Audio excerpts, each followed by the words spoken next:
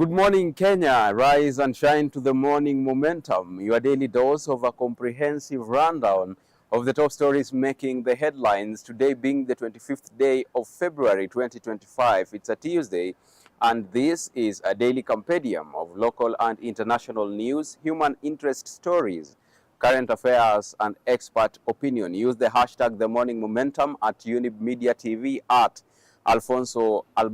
Let's take a look at the top stories on the papers this morning. On the front page of the Daily Nation, who wanted this Briton dead? Now, investigators say the partly decomposed body had visible injuries. Now, a taxi driver and a waiter have been arrested in connection with the murder of the British national Campbell Scott, as police scramble to solve the puzzle of who may have wanted the 58-year-old dead and why. The two are among the last people who saw him alive, and investigators believe they hold crucial information that could lead to the Briton's killers. Scott walked out of his hotel room on February 16th at about 11:50 a.m. but did not tell his colleagues or staff where he was going to, and you'll catch up with that on page 3. On page 4 and page 5 of the Daily Nation this morning, Ruto-Raila show of unity. President Ruto and opposition leader Raila Odinga have reportedly agreed to a working agreement between the ruling Kenya Kwanza coalition and ODM party, which will see sharing of more executive positions, among others. More of that on page 4 and page 5. On page 2 of the Daily Nation this morning, Kenyan officer killed in Haiti. Now, the police officer was killed in a confrontation with gang members in the Caribbean nation. On page 10 this morning, baby Ariana, abandoned by Shah in her hour of need, dies. Now, that's heartbreaking stories on page 10. Let's take a look at page 12. Fisherman missing after militia attack.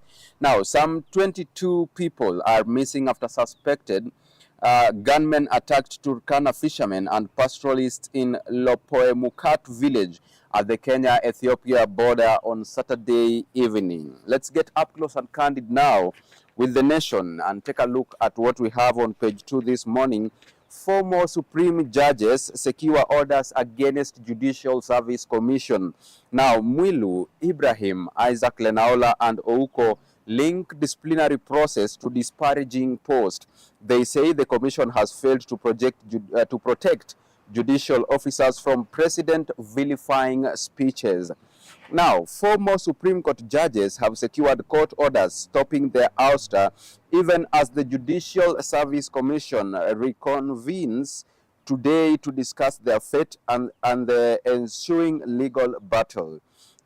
Deputy Chief Justice Philomena Mwilu, together with Justices Mohammed Ibrahim, Isaac Lenaola, and William Ouko, secured the orders from High Court Judge Lawrence Mugambi, where they attributed the ongoing disciplinary process to disparaging social media posts by 2 prominent lawyers, Nelson Harvey and Ahmed Nasir Abdullahi.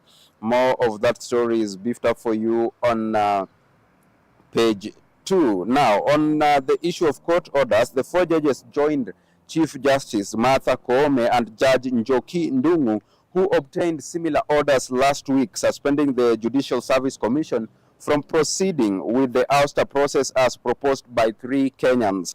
The Nation could not independently confirm whether Justice Smokin Wangila had filed a case against the Judicial Service Commission by press time and whether he had secured similar orders. Also on page 2 this morning, Kenyan officer killed during operation in Haiti. A Kenyan police officer was killed in Haiti on Sunday in a security operation to help combat gang violence in the Caribbean nation. The officer was among over 600 Kenyan officers working as part of the Kenya-led multinational security support mission in Haiti from June last year. In a statement shared on social media, the mission force commander, Mr. Godfrey Otunge, confirmed the death without sharing full details of the incident. On page 3 this morning, in custody, who was after Briton Campbell Scott's life? His decomposing body was found stuffed in a gunny bag, which also had pineapples, and dumped at Makongo Forest in Makueni County. A taxi driver and a waiter have been arrested in connection with the murder of the British national. Now, the taxi driver and the waiter are among the last people who saw Scott alive before he vanished 6 days ago, and police believe they hold crucial information that could lead to the arrest of his killers. On Tuesday last week, the British High Commission spokesperson said that the UK government is supporting the family of a British man reported missing in Kenya, but declined to give more information. You'll catch up with that on page 3. Let's move on and take a look at page 4. Ruto Raila show of unity after loss in African Union chairperson election. Odinga dismisses claims that 13 billion shillings was used in the continental race. Leaders displayed willingness to join forces in 2027 polls, source at Mombasa meeting says. Now, President William Ruto and the opposition leader Raila Odinga have reportedly agreed on a working arrangement between the ruling Kenya Kwanza Alliance and ODM, which will result in the sharing of more executive positions. A source familiar with the talks said that the two leaders are also open to the possibility of going together in 2027 polls, depending on how things play out. To address public discontent against government, the leaders have also committed to economic reforms to address poverty and unemployment, particularly among the youth. Now, you'll catch up with that on page 4 and 5 of The Nation this morning. Let's move on and take a quick look at page 6. Raila convenes his party meeting after AUC laws. A member of the ODM Secretariat confirmed the meeting is scheduled for tomorrow. He has announced plans to consult his ODM party and supporters before his next action. The Orange Democratic Movement Raila Odinga has called for the party's top organ meeting after losing African Union Commission chairmanship post. Two top officials of the party told The Nation that Mr. Odinga would for the first time chair an ODM Central Management Committee meeting since he formally named Kisumu Governor Professor Anyang' Nyong'o acting party leader in October 2024.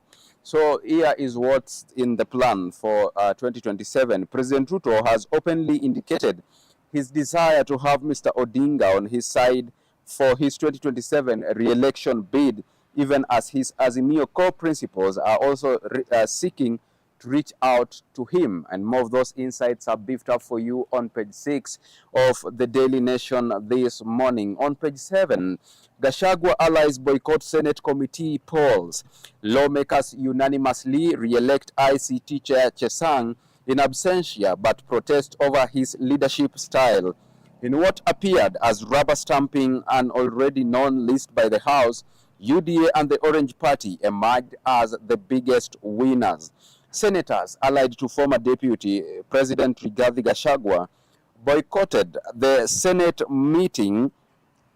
committee elections yesterday as lawmakers in the President William Ruto Raila Odinga camp swept all leadership positions.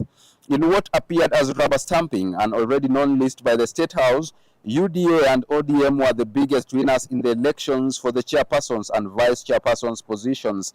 Jubilee, which was the first party from Azimio la Umoja coalition to jump ship after 2022 elections before the broad-based government was formed, got a vice chair position, while two leadership slots were filled unanimously without any contest. You want to catch up with more of that on page 7.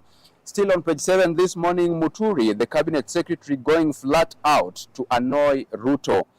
Public Service Cabinet Secretary Justin Muturi set tongues wagging when he appeared before the National Assembly's Labour Committee and delivered a blistering critique of government priorities that appeared to question President William Ruto's leadership. In his remarks, in which he called out the administration for neglecting long-stalled projects while embarking on new ones with inadequate funding, have further fueled speculation about his days in the cabinet being numbered. That story of Justin Muturi is on page 7. Let's move on to page 8. More trouble for Waititu as DPP fights to restore money laundering charges. former governor and others accused of engaging in 25.6 million shillings tender from one enterprise to two others. Prosecution wants the High Court to reverse the decision of a magistrate and punish 4 defendants alongside trading entities.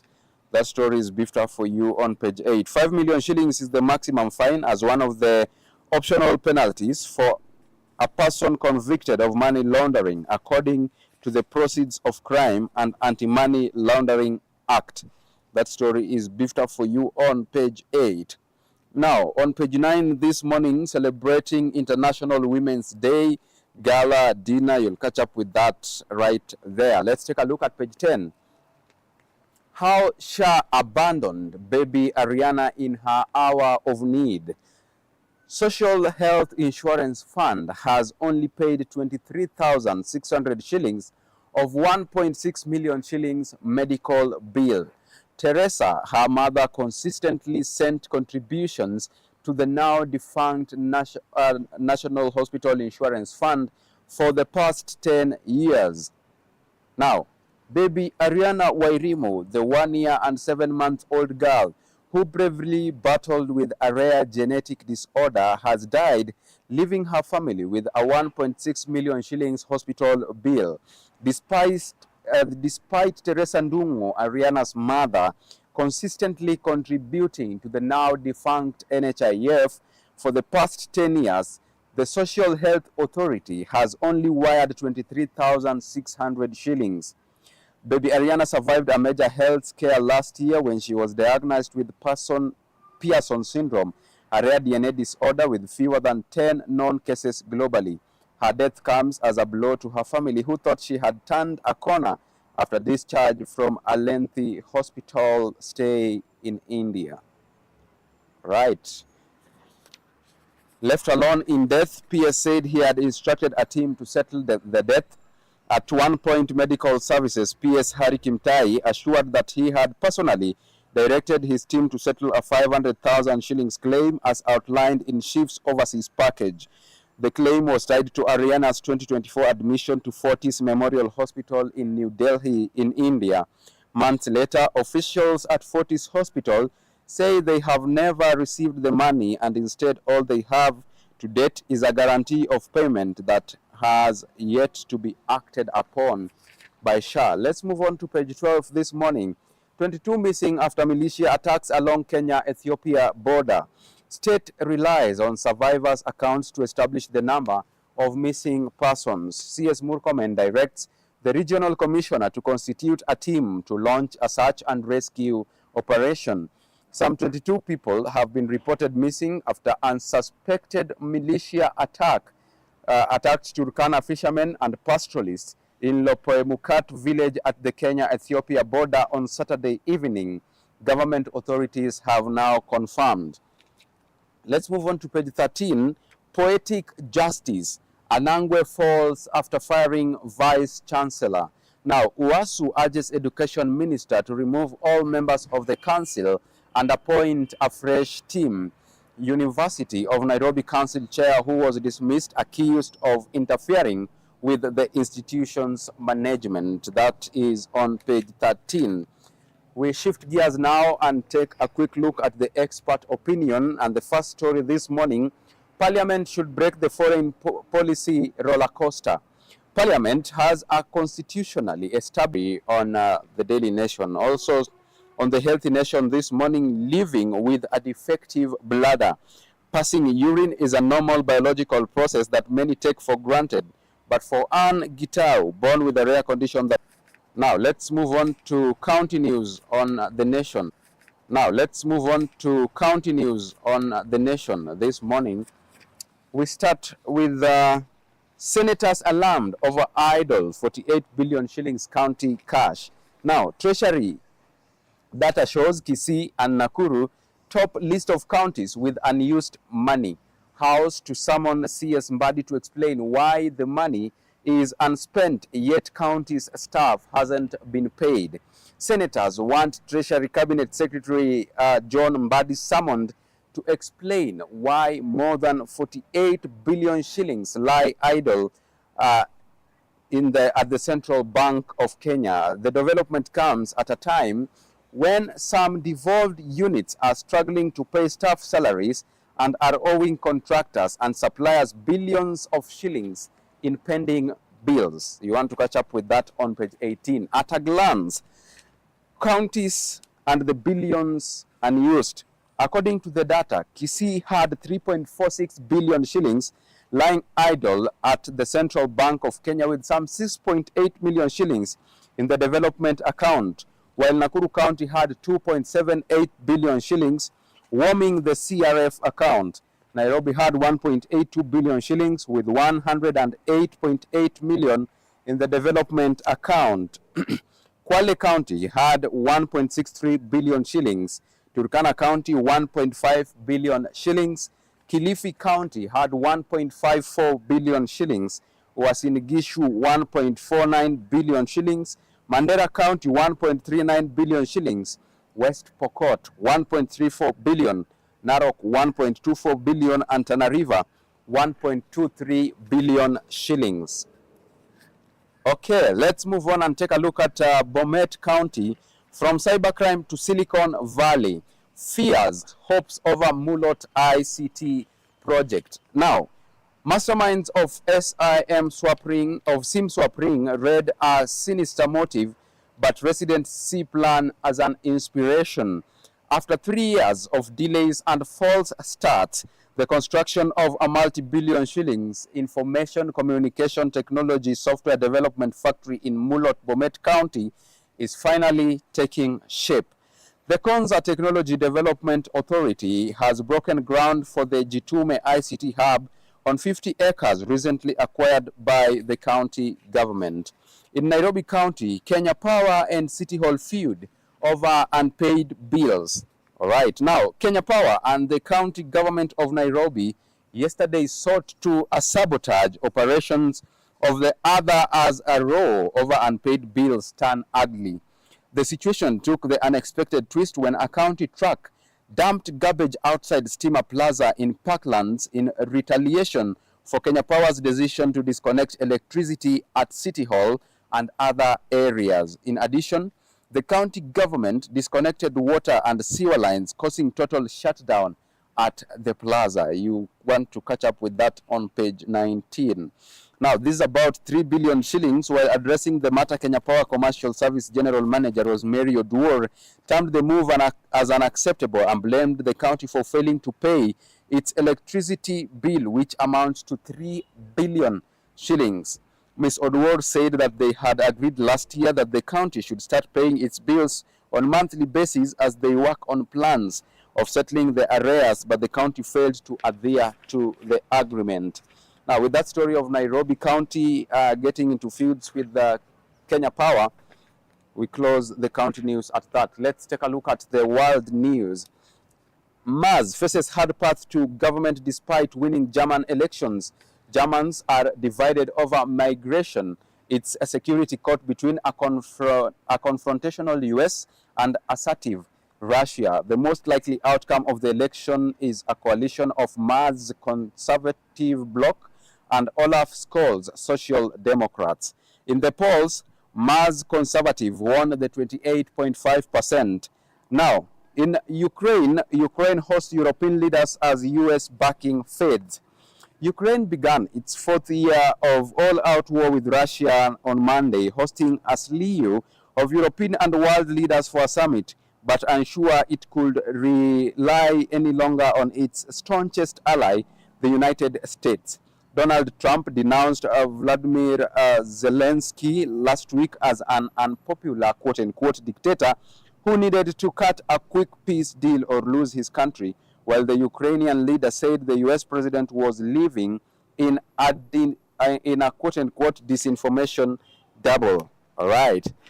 Let's take a look at business news now. In matters finance, pending bills rebound to a year high of 540 billion shillings.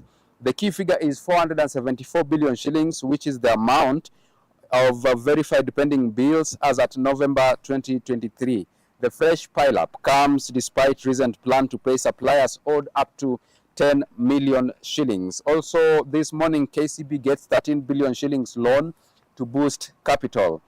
Kenya Commercial Bank has received $100 million from the British International Investment for onward lending to climate-related projects as well as to women entrepreneurs and other medium-sized entrepreneurs, or the SMEs.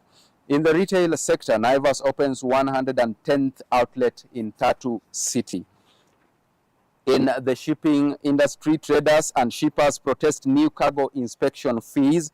Now, the Kenya Plant Health Inspectorate Service has introduced new steep cargo inspection fees at the Mombasa port starting March 1st, drawing protests from traders. KEFIS has set an inspection fee of 2,000 shillings and 500 for a 20-foot and 40-foot container. In the transport sector, Bolt ordered to reinstate Sienta to its XL category. The High Court has ordered ride-hailing startup Bolt to reinstate the 6-seater Toyota Sienta model vehicles to its high-capacity service category known as the XL.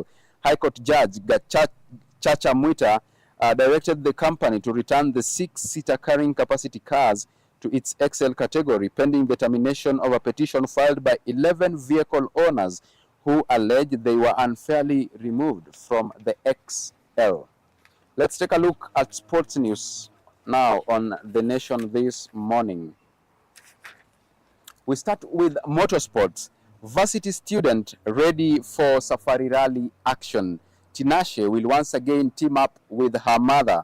The 20-year-old engineering major also plays for the Strathmore University's basketball team. Quite interesting right there. Okay, let's take a look at handball. Leaders Equity Bank keep unbeaten run. Experienced Equity Bank handball team player Rashid Ingwela believes that with consistent results, they can secure Kenya Handball Federation Men's League title. Ingwela, who also plays for the national team, made these remarks after Equity defeated the University of Eldoret 33 goals to 23 on Saturday at Kaloleni grounds in Nairobi. The victory extended their lead in the standings to 24 points from 12 matches. Now, in the golfing sector, local pros call for reforms to improve fortunes. Another year, same story. Home players once again struggled to make their mark, with none of them making the cut. South African pro Jacques secured his maiden DP World Tour title at Muthaiga and pocketed 54.4 million shillings. Now, on the local football, Harambee Starlets set for coaching unit shake-up. Kenya face Tunisia tomorrow in second leg of the 2026 WAFCON qualifiers. Current coach Beldin Odemba under pressure after first leg 0-0 result. All right. On the cover page of the Daily Nation this morning, NIS Defense funded 2 billion shillings State House renovations. On the sport, Architectural Association of Kenya concerned changes compromise designs, historical and cultural significance.